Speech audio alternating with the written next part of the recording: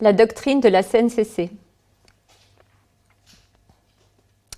La doctrine de la CNCC est très importante parce qu'elle contribue à assister les professionnels et les commissaires aux comptes dans l'exercice de leur mission et quelquefois, en fait, en définissant les contours de leurs responsabilités, les aide à se protéger. Donc, de quoi est-elle composée cette doctrine qui correspond à toutes les publications officielles de la CNCC qui, quand elle les édicte, est totalement dans son rôle de soutien de la profession.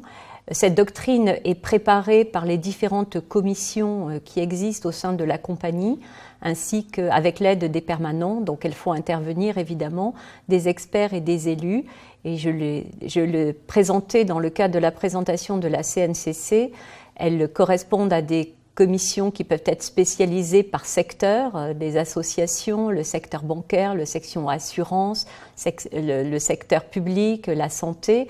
Donc ce sont des secteurs spécialisés ou des commissions transverses qui traitent les grands enjeux de la compétence de la profession, donc la matière comptable, l'audit, l'indépendance et tout ce qui touche aux interprétations juridiques. Donc, de quoi est-elle constituée cette doctrine? Des bulletins trimestriels, et je vais revenir dans une minute, qui correspondent à toute l'actualité, les notes d'information, qui sont là en fait pour aller en profondeur, faire une espèce de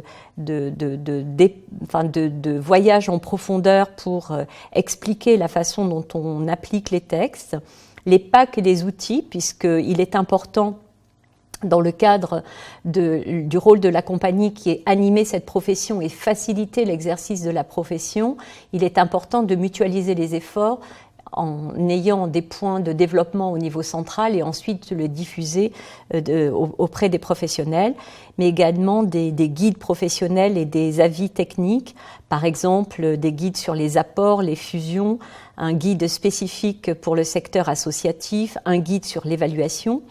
Des études juridiques et techniques, ces études sont directement issues des différentes commissions, par exemple les études juridiques sur la responsabilité disciplinaire, la nomination et le maintien de fonctions, comment ça se passe, et également des pratiques professionnelles, là encore des outils qui permettent de détailler de façon très très détaillée et très pratique la façon dont on va appliquer les différents éléments à la fois de la réglementation et de la doctrine.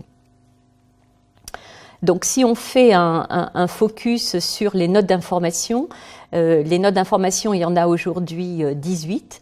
Elles sont de sujets très variés dans la mesure où il y a par exemple une note d'information sur le premier mandat de commissariat aux comptes, comment fait-on quand on démarre dans la profession, mais sur aussi des matières techniques telles que comment audite-t-on des comptes de groupe, des comptes consolidés, ou comment appliquer la procédure d'alerte, qui est un des rôles très importants du commissaire aux comptes dans l'économie. Il traite de façon effectivement détaillée certaines interventions du commissaire aux comptes en partant des textes, toujours par référence aux textes légaux et réglementaires. Et ils vont dans le détail du mode opératoire, quelquefois contiennent des exemples de rapports, d'attestations, des lettres de mission et des outils très très pratiques pour faciliter effectivement l'homogénéité d'exercice de la profession et la qualité. Les bulletins trimestriels, j'y faisais également allusion comme étant une part importante de la doctrine de la Compagnie nationale des commissaires aux comptes. Ces bulletins existent depuis longtemps, depuis 1970, et ils recensent l'actualité du trimestre.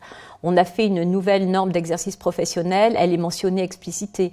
Il y a eu effectivement dans les commissions spécialisées comptables, études juridiques, certaines réponses à des questions pratiques des commissaires aux comptes, puisque les commissaires aux comptes s'adressent à ces commissions spécialisées quand ils ont une question dans le cadre de l'exercice de leur mission. Donc ils ont cette capacité de consultation et certaines consultations sont d'une portée assez généraliste pour figurer dans ces bulletins.